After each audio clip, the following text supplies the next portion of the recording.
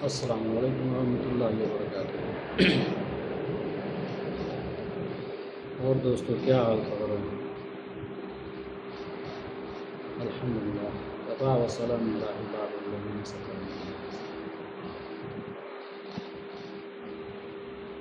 दोस्तों, मैं ना कोई यूट्यूबर हूँ और ना कोई फेसबुक पे चर्चा, कोई सेलिब्रिटी नहीं हूँ, लेकिन मैं आज एक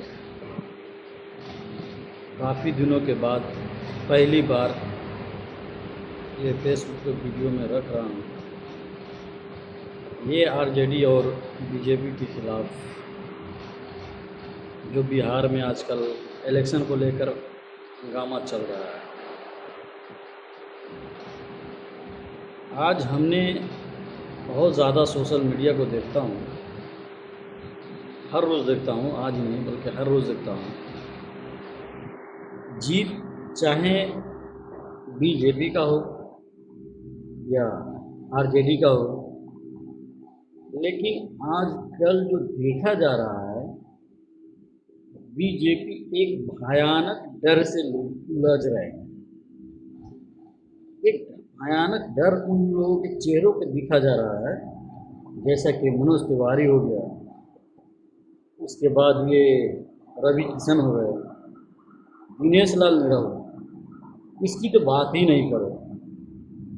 दिनेश लाल निरहू ये जो फिल्म करते थे उसमें इसका रूल अलग है, लेकिन अभी जो कर रहा है तो उसका रूल ही अलग है।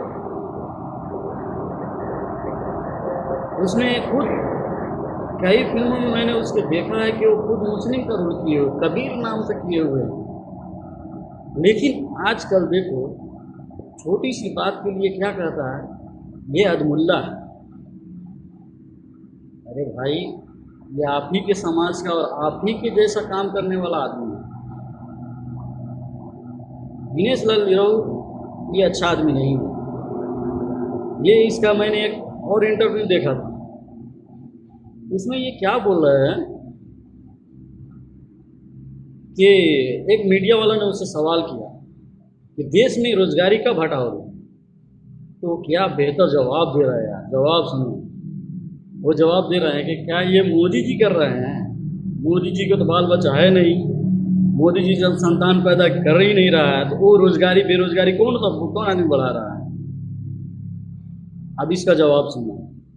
यानी जितनी पब्लिक इंडिया में है और वो हर पब्लिक जो संतान पैदा करती है, क्या वो सब बेरोजगारी बढ़ा रहे हैं? ये तो आप लोग ही डिसाइड कीजिए, इंडिया के लोगों और बिहार के लोगों खासतौर से ध्यान दीजिए इस पर। और एक जो अभी गया है, जिसको कहते हैं पावर स्टार है, क्या चीज़ का पावर स्टार है वो? एक बीवी तो संभाल ही नहीं पा रहा है, पावर स्टार है। बीवी को छोड़ दिए हुआ है, और वो खास तौर से बीजेपी में इसीलिए गया है क्योंकि उसको पता है यहाँ जो जो दो लीडर जो बड़े बड़े लीडर है, वो सारे के सारे तो वैसा ही है। उधर जाएंगे मामला हल हो जाएगा, मामला में कोई प्रॉब्लम नहीं है, इसलिए वो आजकल बीजेपी में गया है। खैर, इस पे हमको कोई टिप्पणी वगैरह करने का नहीं है, लेकिन मुझे जो बताने का मकसद ये है कि आजकल जो बीजेपी वाले हैं, जो भयानक डरे हुए हैं। मनोज तिवारी जब ये इंटरव्यू में देखो तो उसका आंखें ऊपर दिखाई देता है, और रवि किशन तो वैसे ही हर हर महादेव हर हर महादेव। कब तक हर हर महादेव कहोगे यार? बिहार की जनता को नौकरी दो, जो एकदम से तेजस्वी यादव और खेसारी लाल जिस मुद्दे की बात करता है उस मुद्दे को सुलझाओ ना। सिर्फ हर हर महादेव से तो काम नहीं चलने वाला है। मेरे आंखों के सामने कितने बिहारियों को बम्बई में पीटा गया था, मैंने देखा। अब मदद करें तो कैसे करें हम लोग? मेरे भाइयों,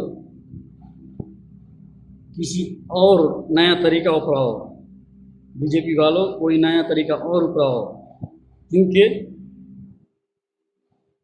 बिहार की जनता जागरूक हो चुकी है। बिहार के जनता को पलायन करने का इरादा नहीं है। बिहार के जनता को, बिहार के पब्लिक को ये पता चल चुका है कि तुम्हारे 10,000 से हमारी गुजारा नहीं जाने वाली है। बिहार की जनता समझ गए हैं। पहले था जो नहीं समझे थे, हाँ, लेकिन कुछ लोग और है जो सपोर्ट करते हैं, वो भी मैंने देखा। लेकिन मज़े की बात तो ये देखा कि मोदी जी की रैली में गए हुए आदमी मोदी जी के खिलाफ ही बोल रहे हैं, और एक औरत बोली कि क्या करे, परेशान तो कर रहा है, फिर भी क्या करे, मजबूरी है, उन्हीं को वोट देना। ऐसे ऐसे कारनामे हैं। मुझे लगता है कि बिहार को समझ आ चुकी है, लेकिन यूपी वाले को अभी तक समझ नहीं आई है।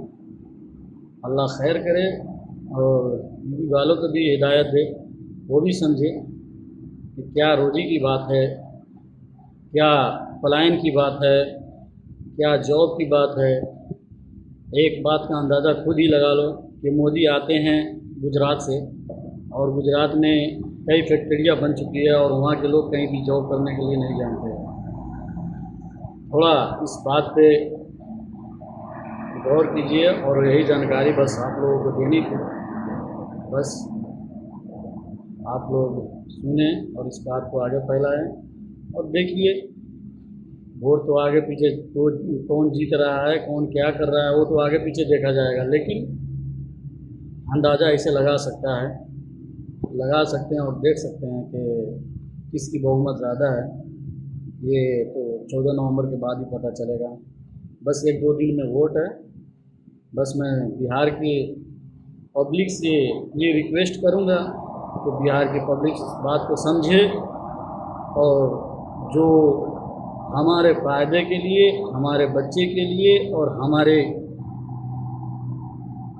फ्यूचर के लिए क्या करता है उसको वोट दें, और उसको वोट देकर बहुमत भारी से भारी विजेता बनाइए। बस आप लोगों से ही रिक्वेस्ट कर रहा हूँ मेरे भाइयों, थोड़ा वक्त के नाज़ों को समझिए, वक्त बहुत कम है, और अपने बच्चे के फ्यूचर को देखिए। जिस तरह हमारे खान सर भी काम कर रहे हैं, और एक महनार के मुखिया है जो बिपिन सर के नाम से जाने जाते हैं, वो भी बेहतर काम कर रहे हैं। और मैं अपने नेपाल वालों से भी ये रिक्वेस्ट करता हूँ कि नेपाल वाले, इलेक्शन का डेट फिक्स हो चुका है। मैंने बहुत सारे चेहरे ऐसे देखे हैं जो 5 साल तक गलियों में छुपा है, कभी दिखाई नहीं दिया, लेकिन जैसे वोट का समय आया वो बाहर आ चुका है। अरे मैं उसको भी जानता हूँ जो जिसके लिए मैं ये किया था, जिसके लिए मैं अपने एक दोस्त से नफरत, मेरा दोस्त एक मुझसे नफरत करने लगा और अब तक नफरत कर रहा है, वो जैद राजा जिसकी मैं बात कर रहा हूँ।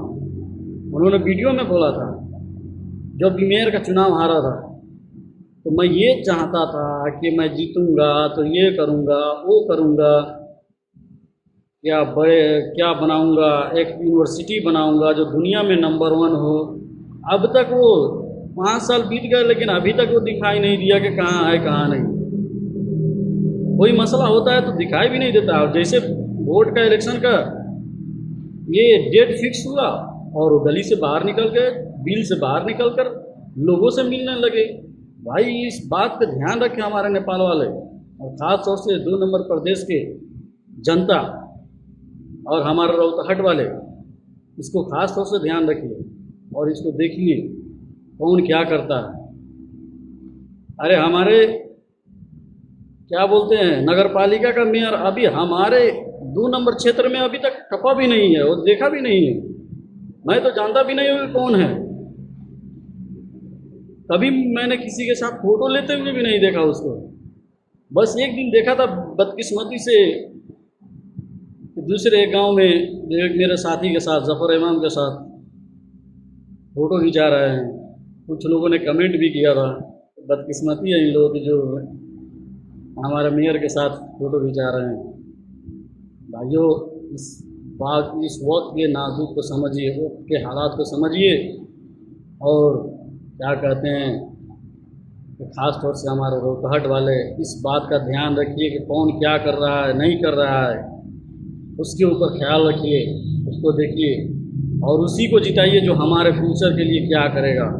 अभी कोई वोट मांगने आएगा तो उससे ये सवाल कीजिए कि हमारे लिए क्या करोगे, हमारे बच्चे के लिए क्या करोगे, हमारे स्कूल में शिक्षा के लिए क्या करोगे। इस बात का ख्याल रखिए।